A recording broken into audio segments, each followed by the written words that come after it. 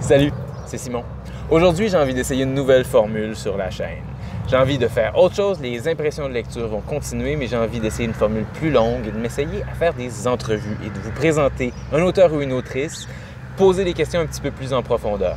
Je ne sais pas encore si je vais faire plusieurs petits clips de 10 minutes et tout couper dans le discours ou vous laisser un super long clip d'1 heure que vous écouterez en pliant la lessive.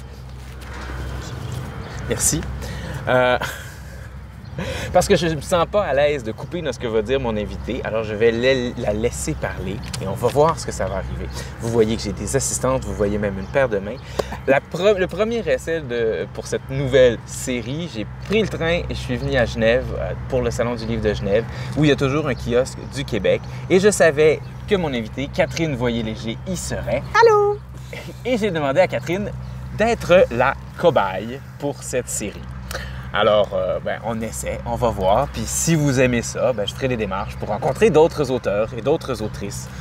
Auteure ou autrice? Autrice. Autrice? J'ai été longue, mais j'ai pris le train avec le reste des féministes assez convaincues et convaincantes. Comme beaucoup de monde, je trouvais ça laid. Puis on m'a dit en quoi c'est plus laid qu'actrice. Puis j'ai dit, c'est bien vrai. C'est pas plus laid qu'actrice. Directrice. Donc, je m'habitue à autrice, qui est le mot historique. Puis oui. on s'y fait. Bon, je recule juste la caméra un peu pour le cadrage. Ah oui, c'est beaucoup mieux. Je pense que c'est un petit peu mieux. Si ça ne dérange pas, je vais faire une petite présentation rapide, bio, de qui est Catherine Voyer-Léger. Catherine a une formation en sciences politiques. Bac maîtrise, seulement bac? Non, maîtrise, même scolarité de doctorat. OK. Et puis, à partir d'un blog, elle a publié en 2013 chez Septentrion, dans la collection Hamac Carnet, Détails et dédales. C'est le premier livre qui a été publié.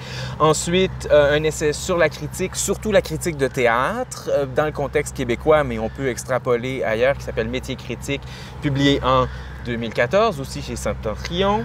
2016, toujours à partir du blog, puis c'est un peu dans la même foulée que Détails et dédales, Désordres et désirs. Elle collabore à des périodiques écrits, collabore parfois à la radio de Radio-Canada. Elle fait de l'animation, des formations. Elle a entrepris un doctorat en littérature. Oui. T'es entre là, t'as fini la scolarité ou t'achèves la scolarité? Oui, c'est ça. J'écris, là, à partir de mon retour, quand je serai de retour. Et l'œuvre pour laquelle elle est invitée ici, c'est Prendre corps.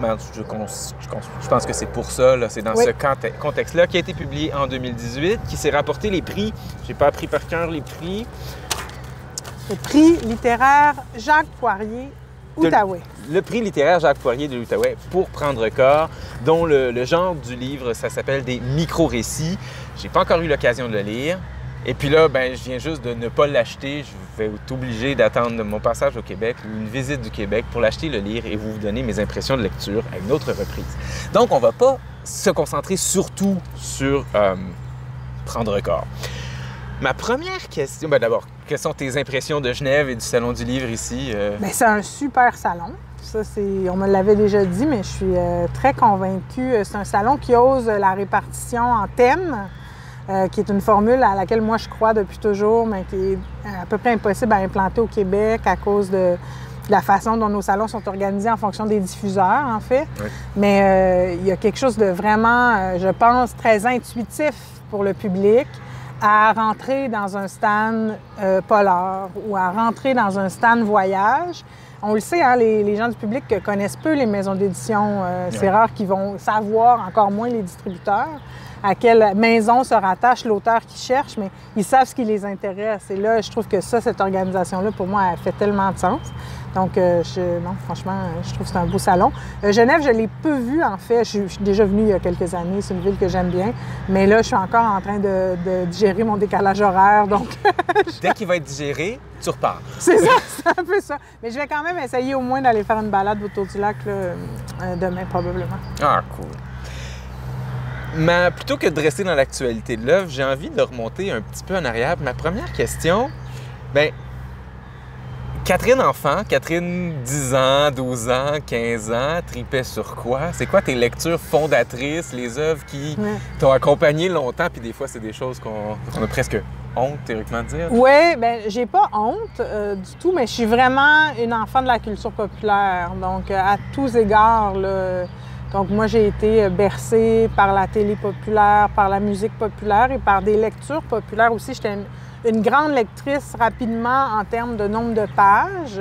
C'est-à-dire que j'ai commencé très tôt à lire des gros romans. Donc le plus emblématique au Canada, là, tout le monde en parle. J'entendais une autre autrice qui en parlait hier sur le stand de Québec Édition, mais c'est Anne La Maison au Pignon Vert. Okay. Donc cet immense succès mondial canadien.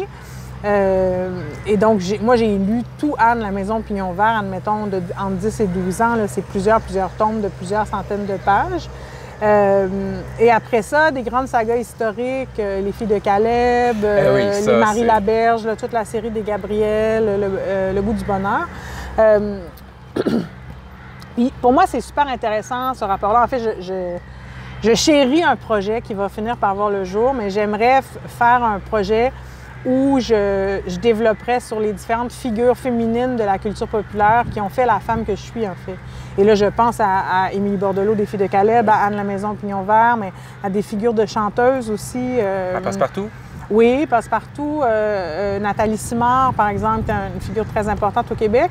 Et il y en a plusieurs autres, mais en fait, justement parce qu'il n'y a pas de honte. Je ne vois pas pourquoi il devrait... Puis pourtant, c'est vrai que dans certains milieux plus intellectuels, des fois, je vais entendre les gens dire ça. Oui, tu sais, moi, à 14 ans, j'ai découvert Baudelaire. Bien, moi, non. Je suis désolée. Personne ne m'a mis ça dans les mains. Puis moi, à 14 ans, je lisais encore du roman populaire. Puis donc, j'ai été très longtemps intéressée par les histoires. Ce qui est un paradoxe dans ma vie, parce que c'est plus du tout ça qui m'intéresse aujourd'hui et c'est pas du tout ça que j'écris. Donc, j'ai découvert l'importance de la forme en littérature par un détour théorique, par la science politique. Là, tu viens de scraper tout le reste de mes questions. Ah! Continue, je rigole. C'est vrai. Pour moi, il y a un lien direct entre les deux. C'est-à-dire que c'est en découvrant des théories politiques qui remettaient en question la façon dont on raconte le politique que je me suis mis à m'intéresser à la narration comme étant une forme de dictature du sens. Et donc, à l'idée que si une histoire est très encarcanée dans un modèle qu'on connaît bien, là, dans des lieux communs, un début, une fin, tout ça, ça crée, par exemple, une vision de la vie amoureuse qu'on est très nombreux à partager, qui est assez faussée, qui est bâtie par des films hollywoodiens et tout ça, et on se rend pas compte qu'on porte tout ça. Et ça, moi, c'est le grand combat de ma vie, en fait. Fait que le grand combat de ma vie d'écrivaine, c'est de trouver des façons de remettre en question ces narrations-là qui nous semblent évidentes. Donc, je travaille le fragment, je travaille la non-linéarité, pour toutes ces raisons-là. Pour des raisons politiques, en fait. Pour moi, c'est politique. Puis je rigole de dire ça, mais c'était vraiment quand même... C'était quand même là que je m'en allais. Merci, c'était très intéressant. Donc, quand même, je vais quand même les poser. Mais donc, c'est des œuvres qui t'habitent encore. C'est des œuvres que tu relis avec plaisir, Les Filles de Caleb?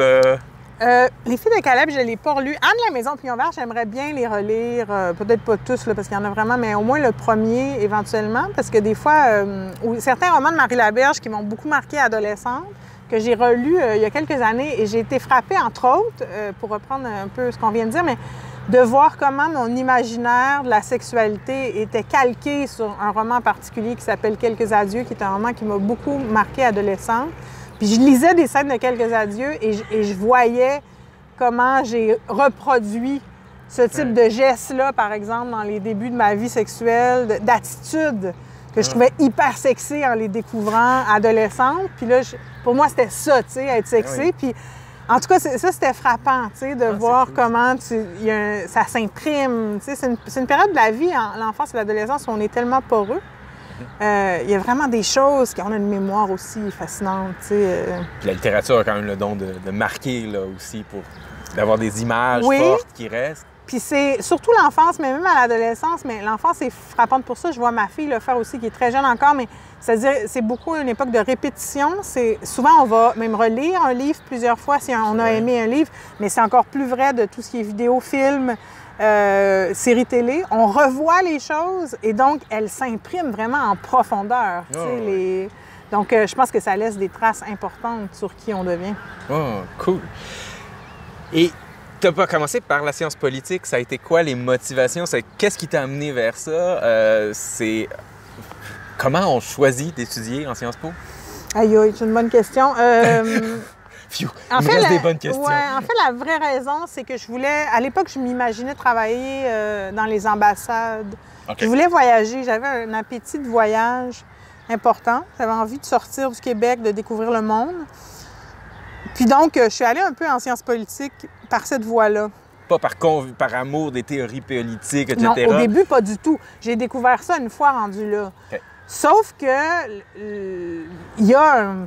qui était assez intéressant, en fait, une petite graine. En fait, c'est beaucoup un prof de cégep, donc... Les maudits profs. Les maudits profs de cégep. Un prof de sciences politiques qui m'a... qui, lui, s'intéressait beaucoup à un concept qui s'appelle l'image de l'ennemi. Donc là, on est après la Première Guerre du Golfe. Et puis, lui s'intéressait beaucoup à la question de l'Irak à ce propos-là. Donc, il nous avait fait lire des textes très courts, mais très convaincants sur comment on a construit la haine de Saddam Hussein, entre autres, dans les médias américains. Je me suis toujours beaucoup intéressée aux médias. Ça c'est une persistance dans ma vie. Mais aussi à cause de l'impact qu'ils ont sur l'imaginaire, en fait. Ça, c'est... Pour moi, le lien, il est là. C'est que ce qui m'intéressait en sciences politiques, c'était le discours, puis la façon dont ça construit des identités. Et donc, le travail que je fais en littérature, même dans mes études en littérature, si je regarde ma maîtrise puis ce que je suis en train de faire au doctorat, c'est un peu le même angle. Ce qui m'intéresse, c'est toujours le lien entre le discours et la société. OK, oui. Fait que j'ai passé mon temps en sciences politiques à me faire dire que j'étais bien trop littéraire pour une politologue. Puis là, tout le monde en littérature trouve donc que je suis tellement politique. Donc, je vis bien avec Entre deux chaises. C'est ça. Mais pour moi, c'est ça qui m'intéresse dans la vie, c'est de... Et en tout, tu sais, même comme féministe, admettons, souvent, je vais le dire quand je donne des conférences, c'est pas que je trouve que la bataille, admettons, pour l'égalité salariale, c'est pas important. Là. Je trouve ça super important. Ou les gens qui travaillent sur la violence conjugale, c'est super important. Mais moi, mon dada, c'est les images. Fait que là, récemment, je donnais une conférence sur les images de femmes dans la fiction pour enfants. C'est ça qui m'intéresse. Ça ne veut pas dire qu'il n'y a pas des luttes qui peuvent paraître plus concrètes, qui ne sont pas importantes. C'est juste que moi, c'est les images qui m'intéressent dans la vie. Puis c'est donc pas les luttes que tu es la meilleure personne pour mener. Mais je suis prête à signer en bas de plein de pétitions pour des choses... On sait que les pétitions changent le monde. C'est ça. Mais non, mais je pense qu'on est aussi, tu sais, on est tous bien dans un certain monde qui est le nôtre. Ah oui. Puis moi, celui-là, celui des représentations, c'est vraiment la question qui m'a toujours un peu taraudée, je dirais. Peut-être parce que je n'ai jamais pensé à ça ou encore moins parlé de ça publiquement, mais je travaille présentement sur un projet où je parle de la garde partagée dans laquelle j'étais avec mes parents. Puis mes parents sont deux personnes extrêmement différentes qui évoluaient surtout à l'époque dans des milieux très différents. Et je pense que rapidement, j'ai dû un peu devenir deux enfants différentes pour pas... Choquer l'image du parent. Et pour pas qu'ils se choquent l'un contre l'autre aussi. Donc, je faisais beaucoup d'efforts pour éviter qu'il y ait des tensions entre mes parents. Donc, cacher des choses qui se passaient, qui n'étaient pas du tout des trucs, là. C'était pas des trucs graves, là, mais dans la tête d'un enfant. Tu sais, donc, par exemple, j'avais le droit de regarder des films chez mon père que ma mère aurait vraiment désapprouvé. Donc, c'était des informations que je cachais. Ouais. Et donc, je pense que cette dualité-là m'a rapidement obligée à constater qu'il n'y a pas de vérité avec un grand V, tu sais. Puis c'est quoi le bien, c'est quoi le beau, c'est quoi le convenable? C'est des longues discussions. Puis c'est ça qui m'intéresse dans la vie de fouiller, tu sais. Pourquoi quelque chose nous semble tellement d'une évidence infinie, puis, tu sais. Ah, c'est intéressant, ça. Puis comme je t'ai demandé, t'es lectrice fondatrice comme enfant, tes lectures fondatrices comme adulte, qui ont fait quand le moment où tu as fini Sciences Po, tu as travaillé, tu étais quand même dans le milieu culturel, mais là, ça qui t'a fait accrocher pour la littérature? Oui. Les premières, c'est justement là, je dirais, milieu de la vingtaine. C'est beaucoup une amie qui m'a nourrie. Émilie, on la salue. Allô, Émilie. Lionel Trouillot, écrivain haïtien. Ça, tu le mentionnes des fois sur Facebook, je te suis, puis j'ai aucune idée c'est qui. Excellent écrivain, très lyrique, mais je l'ai lu encore récemment, un livre que je n'avais pas lu encore, mais à l'époque, j'ai lu Bicentenaire, qui est sans doute un de ses meilleurs livres, une petite plaquette, roman.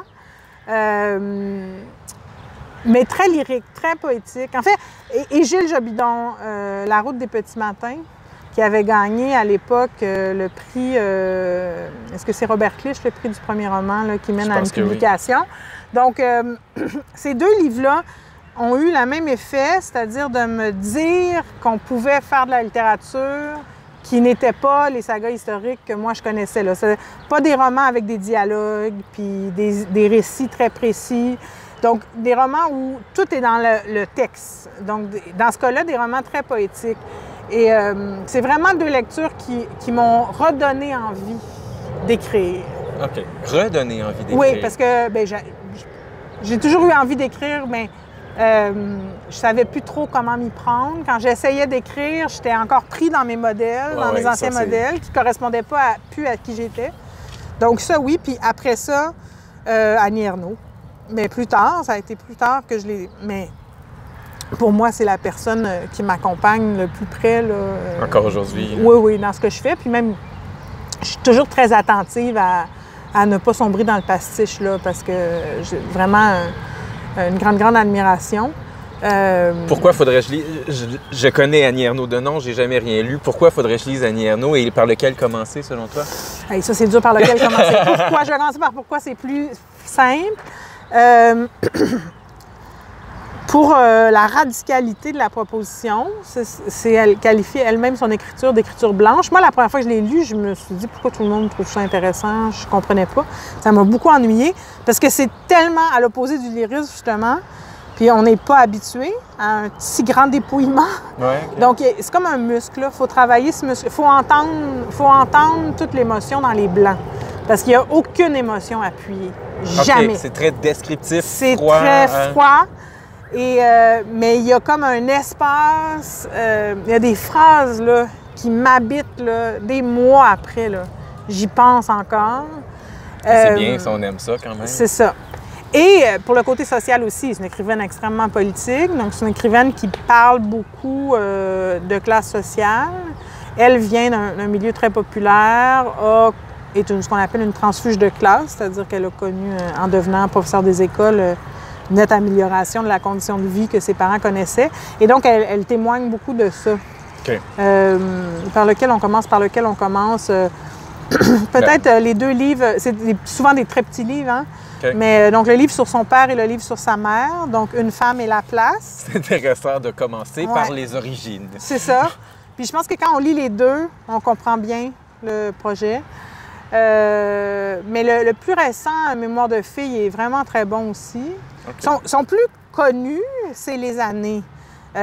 Mais pour moi, c'est un peu un autre projet. Pour moi, il ressemble moins aux autres, mais il y a quelque chose de super intéressant là. Mais pour moi, c'est une écrivaine qui m'accompagne beaucoup parce que elle m'a convaincue de ça. Puis je pense que c'est ça que moi, j'essaie de pratiquer maintenant comme écrivaine, c'est qu'il y a une émotion plus forte qui peut naître dans la distance si on maîtrise bien cette distance-là, plutôt que de tenter d'appuyer l'émotion ou d'imposer l'émotion au lecteur. J'essaie beaucoup d'éviter d'imposer l'émotion au lecteur. OK. Puis si je me trompe pas, ce que je connais d'elle, c'est aussi une écrivaine féministe et qui joue sur ce lien de l'intimité avec le public, non? Oui, bien c'est sûr qu'elle refuse même le terme d'autofiction, dans le sens que ce qu'elle écrit, c'est pas de la fiction du tout. Ce qu'elle écrit, c'est ce dont elle se souvient, d'événements dont elle choisit de témoigner, tu sais. Donc, il y a vraiment... Puis c'est un peu vrai dans mon cas aussi, tu sais. Bon, après, on peut dire... chaque fois qu'il y a narration, tout devient fiction. C'est sûr, là, on peut en discuter 1000 fois, mais dans Prendre corps, par exemple, le dernier livre, il n'y a pas une ligne qui est une construction fictive. Oui. Après, bon, c'est une construction littéraire, donc... Bien, ça revient un peu, je viens de terminer La détresse et l'enchantement. Oui. Puis c'est un peu ce que Gabriel Roy dit, c'est-à-dire, bien, là, je vous raconte le vrai. Il y a des moments où je me souviens peut-être pas exactement, puis j'ai fait mon écrivaine, j'ai rempli pour que vous ayez quelque chose à lire, mais... Oui, bien c'est quand tu travailles en fragments, tu n'as même pas besoin de remplir, en fait. Oui, c'est ça, c'est encore mieux. T'as-tu froid un peu? Tu veux-tu mettre une veste? Ça s'est rafraîchi un peu? Non, moi, ça va. Toi, ça va. Parfait. Ça me fait du bien, en fait, à mon petit... Moi, je frissonne un peu, mais c'est pas oui, grave. Je te vois. Oui, c'est ça, je shake. Oui, j'ai une petite veste. J'ai un foulard, si tu veux un foulard. OK, je vais prendre un foulard. J'ai un sandwich aussi. Non, merci. Voilà. 2e heure. Oups! Il y a un numéro de musique qui va arriver entre les deux. Ben oui, c'est fou, hein, le soleil. Très venteux. Oui. Genève, en fait. Ben, les Alpes viennent souvent jouer des tours de vent. À Zurich, c'est la même chose. Et puis là, il y a le lac en plus qui change les dynamiques de... Détails et dédales, au début, c'était un projet littéraire? Non. Non. Détails et dédales, c'était un blog. Oui, mais tu le concevais comme un blog littéraire? Pas du tout. Je le concevais comme un projet journalistique. C'est ce que je pensais. Oui, vraiment. Pour moi, puis même la forme, pour choisir la forme, j'étais très stricte sur mon respect de la forme à cette époque-là.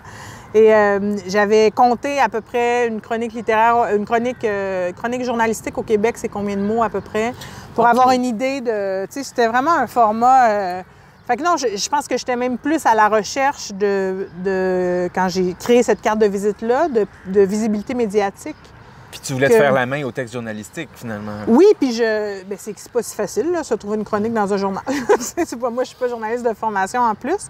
Puis c'était une époque... Moi, dans ma vie, il y a vraiment des cycles de moments où j'ai très envie de me mêler de débats sociaux. Puis d'autres où je suis comme...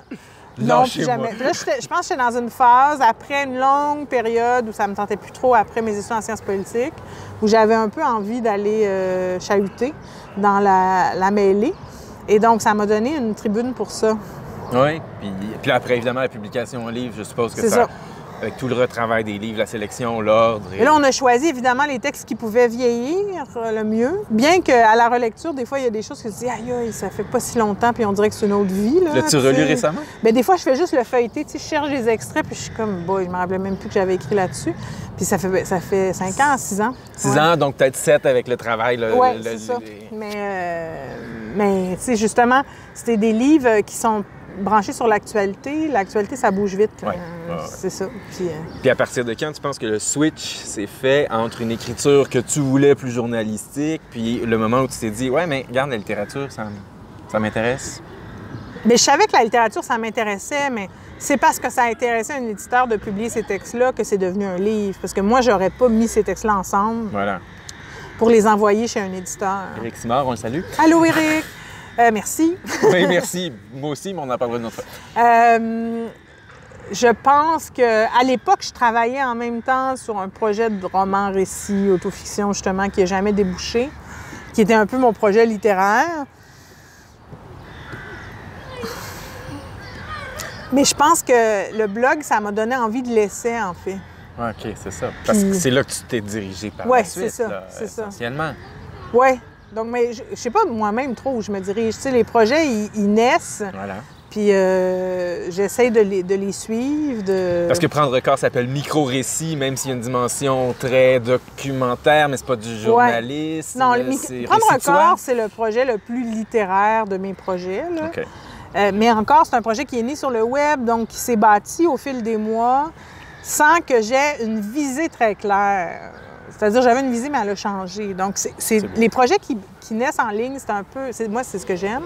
C'est que je le vois comme un laboratoire, la publication en ligne. Donc, t'es pas en train de te dire, bon, là, je veux écrire un livre, j'imagine un petit livre, un gros livre, j'écris, puis j'espère que ça va sortir dans 1 an et demi. C'est un projet qui se déploie sur le web et donc qui gagne sa forme un peu naturellement. Donc, les fragments viennent se joindre les uns aux autres. Puis là, à un moment donné, tu te dis, ah là, il y a quelque chose, tu sais. Puis est-ce que je me trompe en disant, ton rapport à l'écriture, c'est un rapport de diariste un peu? C'est-à-dire de journal, le carnet? Mais moi, j'aime toujours avoir un projet en ligne parce que ça me force à écrire presque quotidiennement. Ton projet actuel, des fois, j'y vais, mais tu nourris quotidiennement? Non, pas quotidiennement. Celui-là, mais j'avais déjà des textes écrits d'avance, mais j'essaie de publier 2 textes par semaine à peu près. OK. Fait que c'est quand même un rythme qui fait que tu es dans l'écriture, même si j'ai pas de temps à mettre sur mes gros projets. T'sais, en ce moment, j'ai 2 projets d'essai. Une thèse de doctorat qui fait que dans les derniers mois, j'ai pas pu travailler sur mes projets d'essai.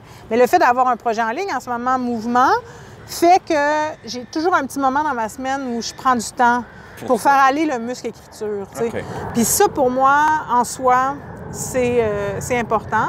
Et j'ajouterais, on n'aime pas trop ça en parler, mais je suis quelqu'un qui est quand même une personnalité assez visible, entre autres sur les médias sociaux. Puis pour moi, c'est important de le rester. Okay. C'est-à-dire que je peux pas attendre qu'il y ait un nouveau livre qui sorte pour nourrir ma page professionnelle. C'est pas un rythme qui correspond au rythme de vie dans lequel on est. Non. Je suis quelqu'un qui dépend aussi de piges. Ouais. Il faut que je fasse... C'est-à-dire... Faut nourrir la bête. Je vais pas dire faire parler de moi, mais c'est pas ça. C'est juste qu'il faut que je sois visible. Oui. Donc, à un moment donné, t'es visible de quoi? Là? Je vais pas parler aux gens de ce que je mange à dîner. Là. Fait que... Un livre de recettes, Catherine! C'est sûr. Je pourrais faire un livre de recettes pour les pauvres mères dont l'enfant veut rien manger. Ce serait un livre de plusieurs déclinaisons de macaroni au fromage. J'ai plusieurs. J'en ai trouvé une super avec du chou-fleur dans ta sauce. Fait que là, c'est comme s'il mange un peu de légumes en même temps. C'est extraordinaire. Fait que j'aurais beaucoup de succès. Je gagnerais enfin ma vie. Ça et des livres de développement personnel, on me l'offre souvent. Je suis sûre que je pourrais faire toute une carrière en développement personnel. Mais c'est pas ça qui t'intéresse. Mais non, qu'est-ce que tu veux? Puis si tu dis justement carrière, qu'est-ce qui t'a poussé à dire sur le plan de la carrière? Tu passes tout le temps? On va le laisser passer. Ah, c'est sûr qu'on est à côté de l'aéroport. Oui, mais regarde, on va vivre avec. Mais les micros sont proches de nos bouches. Qu'est-ce qui t'a fait dire, sur le plan de carrière maintenant, je veux un doctorat en littérature? C'était pas une décision de carrière. Non. Tu veux pas devenir prof d'université? Non. Non. J'aimerais bien donner des charges de cours plus souvent. Ça, j'aime ça. J'aime enseigner, mais la vie académique, avec tout ce qu'elle implique, m'intéresse pas. Mais non, c'était plus... j'ai voulu aller faire une maîtrise en littérature. J'avais une maîtrise en sciences politiques et quand on veut enseigner au cégep dans notre pays, on doit avoir une maîtrise, idéalement même un baccalauréat dans la discipline qu'on souhaite enseigner. Mais moi, je suis rendue très loin des sciences politiques. Je me sentirais pas du tout prête à aller en sciences politiques. Puis il faut dire aussi que, contrairement à la littérature, de la science politique, il y en a très peu dans chaque cégep. Donc, il y a 3 profs, 4 beaucoup profs. moins de postes. Ouais. Et là, à un moment donné, dans ma carrière, je me suis quand même dit peut-être qu'enseigner au cégep en littérature, bon. Donc, je suis allée faire une maîtrise en ayant ça derrière la tête, mais aussi, surtout par goût. Oui, par intérêt. Envie de me remettre dans tout ça. Et là, ça m'a rappelé qu'il y a quelque chose que j'aime du monde universitaire, les colloques, l'émulation, tout ça. Et avec un doctorat, même si j'avais jamais de poste, il y a quand même une plus grande possibilité, comme chercheur indépendant, d'être invité dans des événements de cet ordre, par exemple, que tu n'as pas avec une maîtrise. Ce qui donne le côté travailleur autonome, là, qui ça. nourrit... Fait que j'étais pas, quand j'ai eu fini ma maîtrise à temps partiel, j'étais comme pas au bout de ma soif de tout ça. Et donc, j'ai décidé de foncer. On peut te demander le sujet de la thèse? Oui, je travaille sur l'abstinence sexuelle des femmes dans le roman contemporain. Contemporain pour toi? Ben ouais, là, peut-être que... Faudrait que j'arrête de dire ça parce que je suis rendue en 1940, fait que c'est plus contemporain. Mais 1940 à aujourd'hui.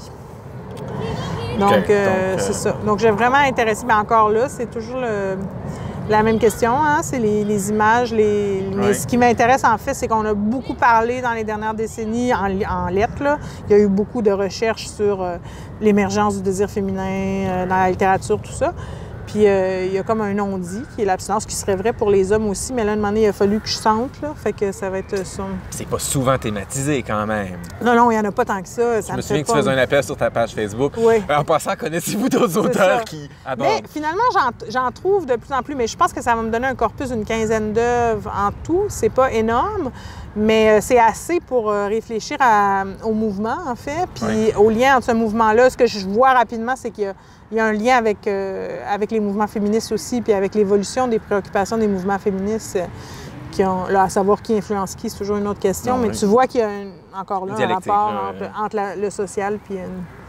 Puis tu es en français francophone ou tu es en littérature comparée? Oui, à l'Université d'Ottawa, c'est séparé, donc c'est francophone. OK. Justement, pour toi, bien, c'est une question que j'ai de la misère à poser parce que pour moi, c'est tellement fondamental, mais c'est quoi le rapport entre littérature et politique? Pour moi, la littérature, c'est archi-politique, donc Bien, pour moi, tout est politique dans le sens de police, là, dans le sens de cité, là, pas dans le sens de... Parce qu'on dit politique, tout le monde pense élection... non, le politique et non la politique. Ou le social, peut-être que, tu sais, le socio-politique, disons ça comme ça. Donc, le vivre ensemble... C'est ça que j'allais dire. C'est l'expression que j'aime bien pour ça, le vivre ensemble. Donc, pour moi, évidemment, la littérature... est au cœur de tout ça. Et c'est là, je le nommais un peu tantôt, mais ça a toujours été un défi dans les études que je fais, parce que j'ai beaucoup travaillé sur les médias aussi. C'est très compliqué de problématiser quand on travaille sur les médias. Est-ce que c'est les médias qui influencent la pensée qui circule dans l'espace public ou c'est ce qui circule dans l'espace public qui influence les médias? On se doute que la réponse, c'est probablement un peu des deux. Ouais, mais comment chiffrer ça, par exemple? C'est à peu près impossible. Tu vois? Ouais. Donc c'est assez Même pas compliqué. le chiffrer, comment le décrire pour vrai? Là, Fait qu'en fait, la façon dont on va travailler en littérature souvent, c'est de se dire, ou comment moi je le problématise en ce moment, c'est qu'évidemment, bon là, il y a plein de problématiques très sociales qui émergent dans ma thèse. Par exemple, la question de l'émergence de la sexualité comme orientation sexuelle, qui est une préoccupation très contemporaine, là, archi-contemporaine. Mais elle émerge en littérature aussi. Donc, on voit apparaître des romans dans les dernières années qui mettent en scène des personnages asexuels, c'est-à-dire des personnages qui se revendiquent comme étant sans libido et sans souffrance dans cette absence de libido. C'est très important. C'est pas privé ou... Non, c'est des gens qui sont bien comme ils sont, mais qui n'ont pas d'intérêt pour la chose sexuelle. Et donc, comme je le disais dans mon projet de thèse que j'écrivais récemment, évidemment, c'est pas à moi de déterminer disons, le pourcentage du nombre d'asexuels dans la société. Je ne suis pas sociologue. Sauf que moi, ce que je peux dire, ce que je peux interroger, c'est comment, en littérature, on reçoit l'émergence de cette nouvelle identité et qu'est-ce qu'on en fait. Okay. C'est-à-dire, dans les romans qui déploient ça, est-ce que c'est plutôt présenté comme étant une forme d'aliénation ou de névrose non dite, ou au contraire de résistance ou de... Bon. Et donc, mais... il y a la sexualité, il y a l'abstinence, il y a ce que je nomme beaucoup la fatigue sexuelle. Donc, un roman qui a fait beaucoup parler il y a quelques années, L'Envie de Sophie Fontanelle, c'est un roman qui raconte l'histoire d'une femme d'un certain âge qui est à bout, qui n'a plus envie, puis qui arrête pendant plusieurs années d'avoir des relations sexuelles. Puis elle met beaucoup en scène tout l'entourage et comment les gens lui disent « c'est correct si t'es lesbienne », lui cherche un chum désespérément. Donc, c'est cette pression sociale. Et ça, pour moi, c'est un cas très intéressant dans un livre qui parle de ça, de ce que j'appelle la fatigue sexuelle. Donc, dans ce cas-là, c'est pas des gens qui n'ont pas de désir, comme des gens qui sont tannés de devoir répondre à ce que certains auteurs appellent l'injonction sexuelle, c'est-à-dire le fait que... Puis on le voit, je parle particulièrement chez les spécialistes français qui remettent en question la sexualité comme orientation sexuelle. Plusieurs d'entre eux font une comparaison avec l'anorexie. C'est donc qu'ils définissent la sexualité comme un besoin vital. Donc, pour eux, si on arrête d'avoir du sexe, on va mourir, là. Donc, je me dis, ces gens ont quand même manqué quelques cours de biologie. Donc, c'est quand même une étrange comparaison. Ils disent, est-ce qu'on laisserait les anorexiques être anorexiques? Oui, mais les anorexiques, si on les laisse être anorexiques, ils vont mourir. Si les gens n'ont pas envie de s'envoyer en l'air, ils ne mourront pas, puis l'espèce ne va pas s'éteindre. Oh non, on n'est pas dans ce danger-là. Donc, c'est un peu difficile de comprendre le niveau d'agressivité avec laquelle les gens reçoivent cette nouvelle revendication, en fait. Oui. Je pense qu'il y a une confrontation aussi. Il y a du monde qui sont pas à l'aise. Je sais pas, ça les remet en question, probablement. Oui, puis je pense que, encore là, il y a une question de représentation. C'est-à-dire qu'on, depuis toujours, et je pense que là, moi, je travaille sur les femmes, mais c'est peut-être encore plus vrai dans les lectures que je fais. Je pense que les asexuels hommes subissent une pression encore plus grande. L'angoisse de performance. Oui, là. Puis parce que la représentation est que pour les hommes, c'est un besoin vital. D'ailleurs, toute la culture du viol est basée là-dessus, sur le fait qu'entre autres que les jeunes hommes, je veux dire, on peut pas... je ne sais pas si vous utilisez en Europe aussi le terme incel. On a beaucoup parlé après des attentats qu'il y a eu à Toronto. C'est un terme que j'ai utilisé, mais que je connais, là, donc le involuntary celibate. C'est ça. Donc, c'est ces hommes, en fait, qui voient un peu le fait de s'envoyer, de se mettre, c'est vraiment ça, comme étant une espèce de droit. Ou d'être en couple même, là. Il y a cette dimension-là. Là. Oui, mais c'est beaucoup sexuel, en fait. C'est comme si en les empêchant d'être en couple, on les empêche de répondre à un besoin vital. Et donc... ils ont une main comme tout le monde. C'est un peu ça. C'est un peu ça la réponse qu'on a envie de faire. Puis, donc, cette idée que la sexualité est un besoin vital est une idée vraiment intéressante qui va sans doute devenir très forte dans ma thèse. Puis je pense que ce qui est aussi intéressant, c'est qu'évidemment, quand on parle de ça, les gens, la peur des gens qui réagissent de façon très virulente, c'est comme un retour du conservatisme pour eux. C'est qu'on s'est tellement battu pour la liberté sexuelle qu'il y a des gens qui revendiquent le droit de ne pas avoir de sexualité. C'est comme si on revenait vers du puritanisme. Mais non, puisque ce n'est pas de vous dire quoi faire, comme de nous dire « sacrez-nous patience », tu sais. Rapidement, je vais terminer, mais on t'a parlé du style tantôt. Ton rapport au style quand t'écris? Je fais un peu de coq à l'âne, là. Je suis pas très consciente du style. Puis quand tu retravailles une phrase, un paragraphe, un passage, c'est pas la formulation, le rythme. Non, tu sais, c'est même des fois, par exemple, mon directeur littéraire, Paul Cazard, salut Paul, il me soulignait, par moment, on travaillait ensemble, ouais, il me soulignait, regarde, tu sais, regardez comment c'est beau, regarde. Je le sais pas, tu sais, c'est pas conscient. Je travaille à l'oral, donc tu sais quand même. Tu lis à voix haute. Oui, je lis à voix haute. Ce qui est beaucoup plus conscient pour moi, c'est le découpage du texte. Ça, c'est extrêmement conscient. Comme structure. La structure. Le projet sur lequel je travaille, qui pousse un récit présentement, justement à cause de ces questions de narration dont on parlait tantôt, c'est un projet que je travaille. Il y a plus. En fait, je commence à raconter une histoire. Puis la fin de ma première section, c'est ça aurait pu être un des débuts. Puis là, je passe plusieurs dizaines de pages après à raconter tous les autres débuts. C'est-à-dire, quand est-ce qu'une histoire commence, tu sais? Quand est-ce qu'on décide qu'une histoire commence? As-tu déjà lu... zut, c'est bien, si je vais t'interrompre, ça serait bien que j'aie mes informations en tête. Si par un soir d'hiver, le voyageur... Oui, tout à fait. Bon, c'est moins radical quand même, mais non, là, on est dans l'Oulipo, là. Oui, c'est ça. Mais c'est quand même cette idée-là. C'est quand même l'idée de dire, bon, là, je m'apprête à raconter une histoire qui est une histoire vécue. Mais c'est quand même une histoire. Oui. Et donc, quand est-ce que ça commence, tu sais? Ah oui, ça, c'est... Tu sais, bon, je raconte l'histoire de l'adoption de ma fille, mais donc, quand est-ce que ça commence? Au début du moment où tu as commencé à y penser ou au moment où elle arrive? Au moment où elle arrive. Puis là, à un moment donné, je me suis dit, moi, c'était pas clair pour moi que j'allais faire ça. Je me suis dit, OK, oui, le moment, c'est le premier jour que je la rencontre. Là, je me vois, je m'en vais la rencontrer. Ça va être mon début. Puis en finissant ces quelques pages-là, je suis la première à me dire, oui, mais j'aurais pu aussi, tu sais, dans le fond, ça commence. Le jour où ils m'ont dit son nom, là, c'était une journée. Là, donc... Puis là, OK. Puis là, au bout de tout ça, je me rends compte que dans le fond, l'histoire que j'ai envie de raconter, c'est peut-être ma relation avec sa mère biologique. Donc, peut-être que l'histoire que ça raconte, c'est un peu plus tard quand je rencontre sa mère biologique pour la première fois. C'est quoi le début? Ben oui. Et pour moi, ça, c'est des questions importantes de la littérature. Plus donc, que la formulation, le travail du mot, ça c'est vient juste avec, que c'est pas conscient. Donc, j'aurais même de la misère à définir mon style, admettons. Quand les gens, des fois, me demandent... C'est déjà assez dur de se développer un style. S'il fallait en plus être capable de le définir, je t'en prie. Mais je travaille quand même. Ce qui est conscient, c'est, on revient à Annie Ernaux, mais c'est le travail sur la simplicité. Oui. Donc, c'est sûr que je suis quelqu'un qui essaie de moins en moins de fleurir mes textes, bien que je travaille plus en métaphore qu'Annie Ernaux, mais... Tu connais des figures de style. Récemment, Catherine a avoué sur Internet qu'elle avait un sentiment d'imposture parce qu'elle connaissait pas le nom de toutes les figures de style. Non, je connais métaphore parce que j'ai fait une maîtrise là-dessus. Donc, c'est pas mal ça. C'est ça. Une métonymie parce que ça va avec. Mais... Pas une prosopopée, tu sais pas c'est quoi? Non. Un zeugme? Je pourrais jamais enseigner la littérature. Oui, tu peux. On a des guides pour ça. Un zeugme, c'est quoi à cause de notre extraordinaire oreille tendue au Québec, qui tient un blog où il explique ça. Il aime beaucoup les zeugmes. J'y en envoie souvent quand j'en trouve. Ben écoute, c'est pas mal l'ensemble des questions que j'avais. Mais c'était le fun de te parler. Mais moi aussi, c'était le fun de se revoir après plusieurs années. Je te remercie beaucoup du temps que tu as pris. Merci, Simon. D'être un cobaye en plus. Et à vous, si ça vous a plu, partagez, etc. S'il y a 2 vues pour le clip en entier, peut-être la formule ne reprendra pas, on verra. Mais moi, j'ai eu beaucoup de plaisir. Alors, si ça vous plaît, partagez, commentez. Et puis, à la prochaine. À bientôt.